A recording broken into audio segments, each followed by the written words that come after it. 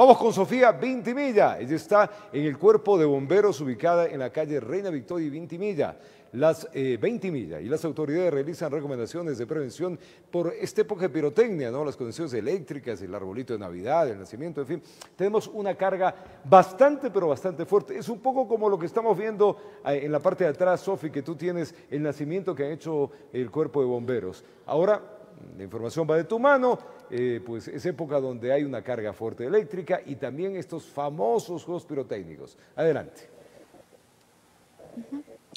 Roberto, amigos, que tengan un excelente día. Así es, faltan 12 días para que culmine el año y 6 para Navidad. Y como es usual, obviamente hay nacimientos, árboles de Navidad y también juegos pirotécnicos. El día de hoy vamos a hablar con el Cuerpo de Bomberos del Distrito Metropolitano, con el objetivo de dar recomendaciones a la ciudadanía para evitar lamentables sucesos que se podrían dar como incendios. Vamos a hablar con uno de los investigadores de incendios del Cuerpo de Bomberos, Mauricio Recalde, para que por favor primero nos amplíe la información acerca de las luces de árboles de Navidad y nacimientos, y también me llama mucho la atención que hay 2 velas prendidas en este nacimiento. Muy buenos días con todos. Sí, lamentablemente en la época de diciembre tenemos un alto índice de incendios. Aproximadamente aumenta un 50% la cantidad de incendios dentro del Distrito Metropolitano de Quito. Por esto es que nosotros, previniendo, sí, vamos a dar algunas medidas que vamos a recomendar a la ciudadanía. Principalmente, usualmente nosotros en diciembre siempre instalamos nuestro pesebre. ¿Qué es lo que nosotros recomendamos como Cuerpo de Bomberos? Que se utilice la menor cantidad de material combustible. Esto quiere decir materiales que no sean fácilmente combustibles, como por ejemplo plásticos más gruesos, no utilizar por ejemplo musgo, ¿sí? Como ustedes pueden ver, este pesebre ya no se utiliza musgo. Lamentablemente el musgo es un material muy combustible y que si nosotros utilizamos velas, como tenemos aquí el caso, hemos tenido muchos incendios que se inician por utilizar musgo y velas.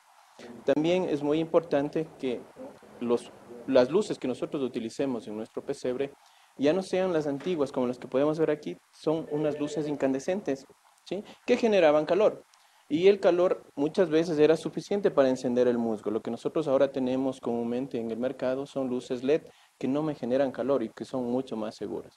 Un punto adicional que nosotros tenemos que marcar en la instalación de los pesebres es cómo nosotros conectamos, cómo nosotros realizamos las conexiones eléctricas en el pesebre.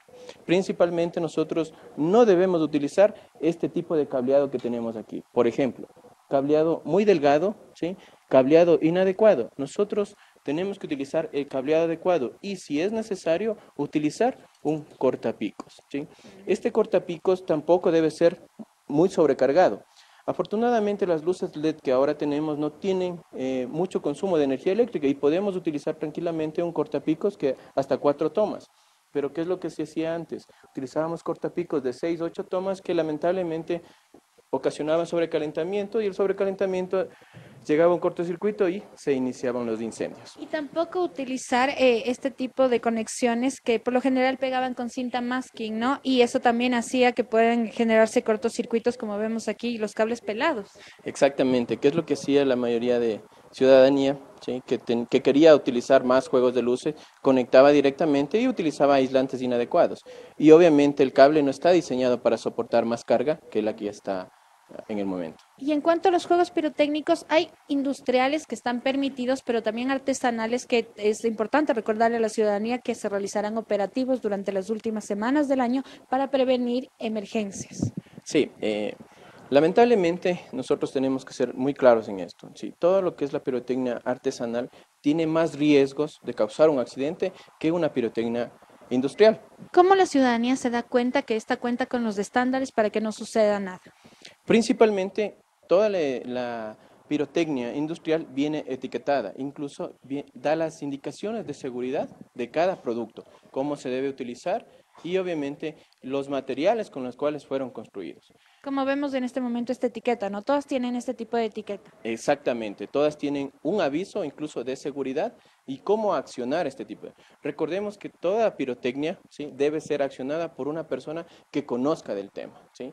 Y obviamente estas personas deben ser adultas. Ningún juego pirotécnico debe ser utilizado por niños. Le agradecemos infinitamente. Bueno, ahí están las recomendaciones importantes y puntuales, así que tengamos este tipo de precauciones en nuestros hogares para que estas fiestas se puedan vivir en familia y con felicidad y sin ninguna emergencia. Roberto. Sofi, gracias. Una preguntita para el bombero, unita nada más. ¿Se podría pensar para las siguientes fiestas en pedir o autorizar pirotecnia que no tenga ruido, o sea, pirotecnia en silencio, para precautelar a nuestros peluditos? Los peluditos sufren una barbaridad en esta época. No sé si es posible hacerlo mediante alguna regulación. Desde Estudio Roberto nos pregunta si es que hay alguna regulación o se podría incorporar en próximas ordenanzas para que la pirotecnia no genere ruido y así no moleste también a las mascotas. Bueno, en ese tema es bastante, se puede decir, se tiene que analizar mucho porque existe una normativa vigente. Eso ya tendría que modificar la normativa y obviamente el Cuerpo de Bomberos no interviene en ese ¿Qué tema. establece la normativa vigente? Principalmente lo que establece es dónde se utiliza, cómo debe ser construido y cómo deben ser estos lugares donde están construyendo la pirotecnia. ¿Y existe pirotecnia que se vende comercialmente sin ruido? Exactamente, existe pirotecnia luminosa, ¿sí? Obviamente solamente es destellos luminosos que no generan ruido. Incluso las personas pueden adquirir solo pirotecnia que no genere ruido.